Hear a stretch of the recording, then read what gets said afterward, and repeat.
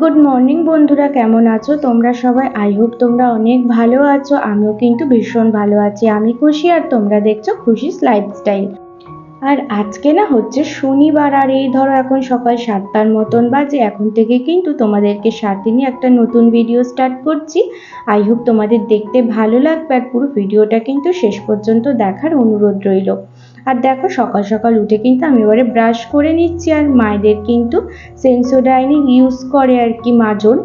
আর আমার শ্বশুর বাড়িতে না যে রেড পেস্টটা আছে ডাবার, সেটা কিন্তু ব্যবহার করে। বিয়ের আগেও কিন্তু আমি সেন্সোডাইনই ব্যবহার করতাম, আর এখন কিন্তু ওই বাড়িতে ডাবার রেড পেস্টটা ব্যবহার হয়। তো এই যে দেখো ব্রাশ করা আমার হয়ে গেছে, এরপরে কিন্তু সকালে একটু চা বানিয়ে নেব।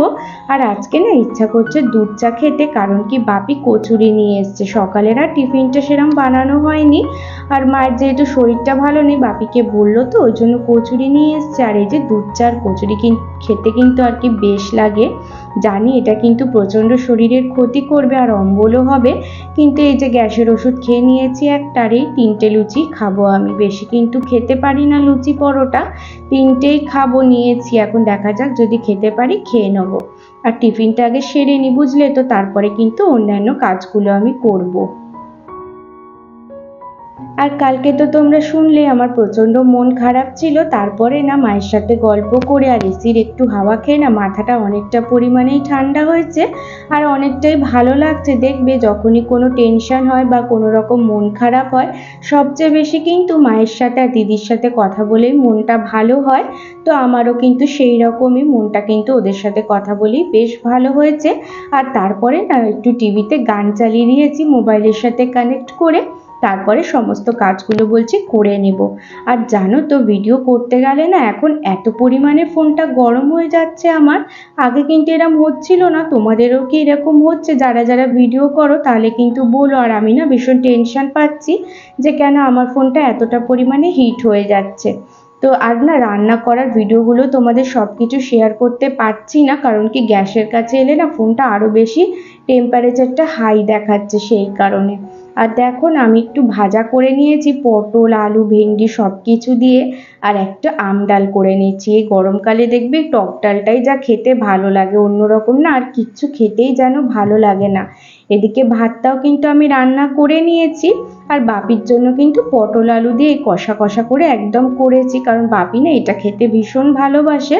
আর আমার এই যে রান্না কিন্তু কমপ্লিট হয়ে গেছে। আজকে যেহেতু শনিবার নিরামিষ হবে, সেই কারণে। আর রান্নাঘরটা দেখতে পাচ্ছ কতটা পরিমাণে অগোছালো হয়ে গেছে। মা না রান্নার সময় আমার সাথে একটু হেল্প করছিল দাঁড়িয়ে দাঁড়িয়ে, তারপরে মাকে বললাম যে তুমি বসে যাও, এরপরে আমি রান্নাঘরটা ভালো মতন করে ক্লিন করে নেব তাড়াতাড়ি করে। আর রান্নাটা দেখবে একভাবে কিন্তু তাড়াতাড়ি করে করে নিলে না রান্নাঘরটাও মানে পরিষ্কার করতে একটু সময় লাগে, কিন্তু রান্নাটা তাড়াতাড়ি করে নিলে অনেকটা কিন্তু তাড়াতাড়ি হয়ে যায় সব কিছু। আর এই পরিষ্কারটাও কিন্তু আমি তাড়াতাড়ি করে আর কি করে নিচ্ছি। আর মায়েদের এখানে দেখো কিচেন ক্যাবিনেট করা আছে, পুরো সুন্দর করে কিন্তু সব কিছু রাখা রয়েছে। আর মা আমাকে সব কিছু দেখিয়ে দিচ্ছে কোন জায়গায় কি কি আছে, কারণ আমি রান্না বান্না করছি তখন কিন্তু খুঁজে পাচ্ছি না রান্নার সময়তে, সেই জন্য মা আমাকে বলে দিচ্ছে কোন জায়গায় কি কি আছে। আর মানে বাপিদেরই ফ্ল্যাটটা না রান্নাঘরটা খুব সুন্দর করে ডেকোরেশন করা আছে, খুব সুন্দর লাগে দেখতে। জানো তো, তোমাদেরকে পুরো ভিডিওটা দেখাবো। আর আমার কথাগুলো না একটু ইকো হতে পারে, কারণ কি বলো তো, আমি না ছোট ঘরটায় বসে ভয়েস দিচ্ছি, আর এই ঘরটা একদম ফাঁকা, জানো তো, কিছু সেরকম নেই। আর সেই কারণে কিন্তু প্রচণ্ড পরিমাণে ইকো হচ্ছে, আমি তো বুঝতে পারছি। আর তোমাদেরও হয়তো একটু কথাগুলো শুনতে অসুবিধা হতে পারে, তোমরা কিন্তু একটু ম্যানেজ করে নিও। আর এই যে দেখো জায়গার জিনিসটা জায়গায় ভরে রাখছি সমস্ত কিছু, তারপরে কিন্তু গুছিয়ে নিচ্ছি ভালো করে।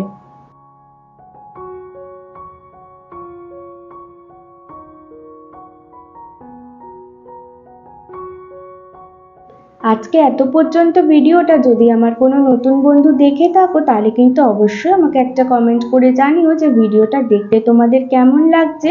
তোমাদের কিন্তু একটা কমেন্টে আমার নেক্সট ভিডিও করতে অনেক বেশি মোটিভেট করে। আর যদি ভালো লাগে তাহলে কিন্তু অবশ্যই একটা লাইক করে দিও, আর চ্যানেলটাও কিন্তু সাবস্ক্রাইব করে আমার পাশে থেকো, আর পাশে থাকা বেল আইকনটা অবশ্যই প্রেস করে দিও, তাহলে কিন্তু ভিডিও দিলেই তোমাদের কাছে সবার আগে নোটিফিকেশন চলে যাবে, তাহলে তোমরা দেখতে কিন্তু একদমই ভুলবে না।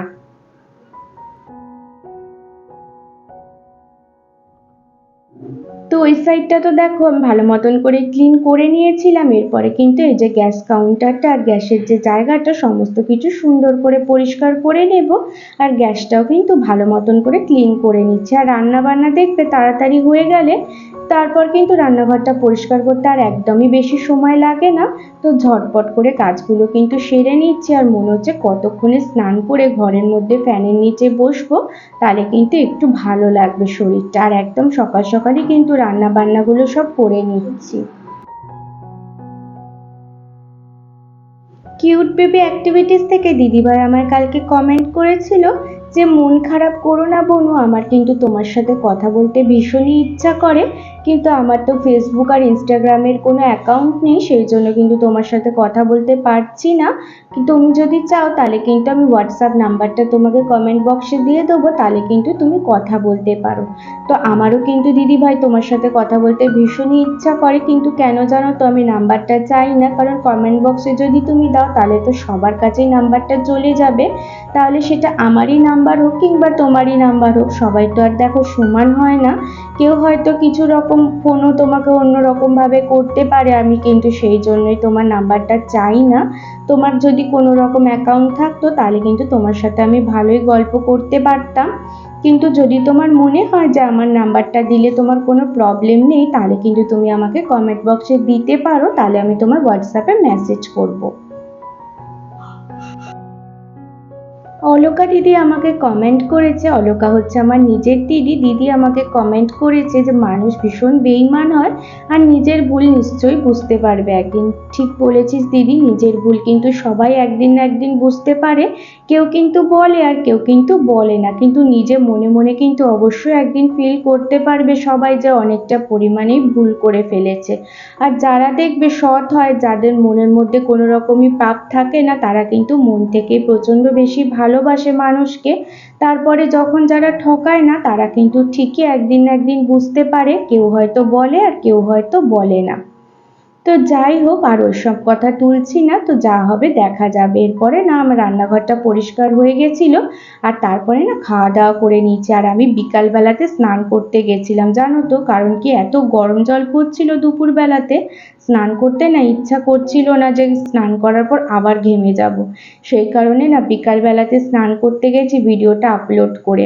স্নান টান করে না একবারে আমি সন্ধেটাও দিয়ে নিচ্ছি, কারণ কি এরপরে চাটা করবো, আবার সন্ধেটা দেওয়া হবে না। আর এখন তো ওই 5:30টার মতন বাজে, সেই কারণে সন্ধেটাও সমস্ত জায়গায় আমি দিয়ে দিচ্ছি।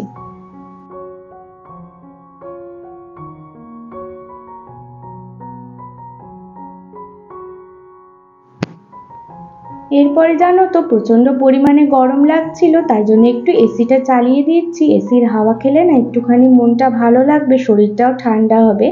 তারপরে কিন্তু আবার চাটা করবো, আর সেই কারণে একটুখানি এসির নিচে বসে রয়েছি। আর ফোনটাও কিন্তু ঘেঁটে নিয়েছে। আর তারপরে শরীরটা অনেকটা ঠান্ডা হয়ে যাওয়ার পরে কিন্তু চা করতে গেলাম। আর সন্ধেবেলায় মাসি মেসো সবাই এসেছিল, সেই জন্য কিন্তু অনেকটাই চা বানালাম আর সবাই মিলে কিন্তু চা খেলাম। আর একটু এলাচ দিয়ে চাটা বানাবো। আর এখানে না আমুল দিস্তাটা নেই মায়েদের, সেই কারণে এরকম সাঁড়াশি দিয়ে কিন্তু থেতো করে চায়ের মধ্যে দিয়ে দিচ্ছি। আর চাটা না খেতে ভীষণ ভালো লাগে, এলাচ দিলে দেখবে একটা ফ্লেভার আসে, ভীষণ ভালো লাগে আমার খেতে।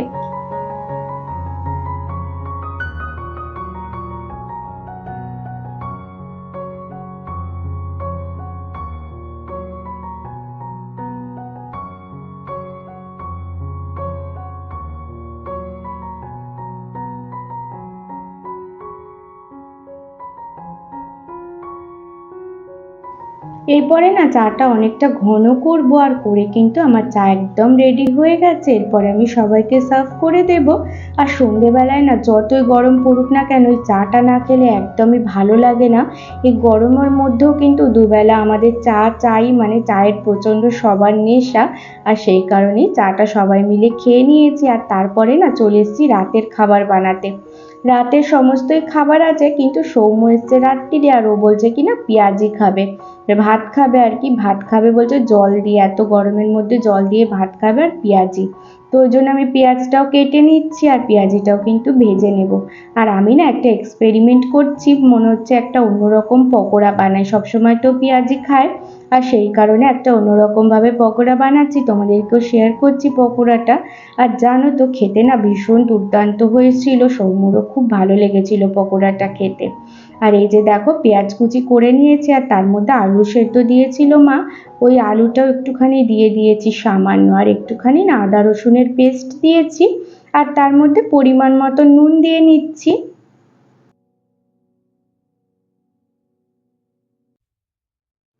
আর তার মধ্যে না একটু বেসন দিয়ে নিচ্ছি, কারণ কোটিংটা ভালো হবে তাহলে। আর আমার না এরকম নতুন নতুন এক্সপেরিমেন্ট করতে ভীষণ ভালো লাগে আর খেতেও কিন্তু খুবই ভালো লাগছিল।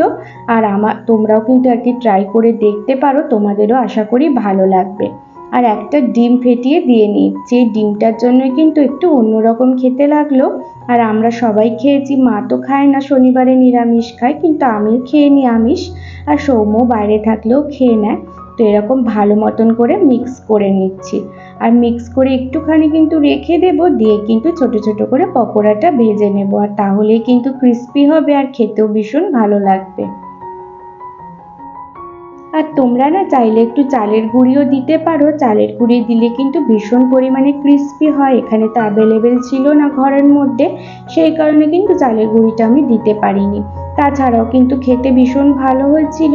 আর এই যে কড়াইটা গরম করে তেল দিয়ে নিচ্ছি, তেলটা গরম হয়ে গেলে বড়াটা ভেজে নেব।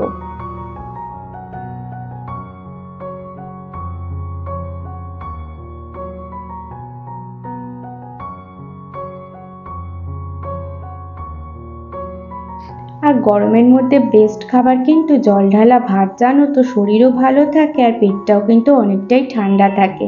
তো আমরা তো প্রায়ই জল ঢালা ভাত খেয়ে নিই, কারণ কি খেতেও ভালো লাগে আমাদের। আর একটু পেঁয়াজি হলে তো আর কোনো কথাই হয় না। তো যাই হোক, আজকের ভিডিওটা যদি তোমাদের কোথাও ভালো লেগে থাকে তাহলে কিন্তু অবশ্যই একটা লাইক করো। আর যারা এখনো পর্যন্ত চ্যানেলটা সাবস্ক্রাইব করোনি তাদেরকে রিকোয়েস্ট করব যে চ্যানেলটা সাবস্ক্রাইব করে আমার পাশে থাকার জন্য।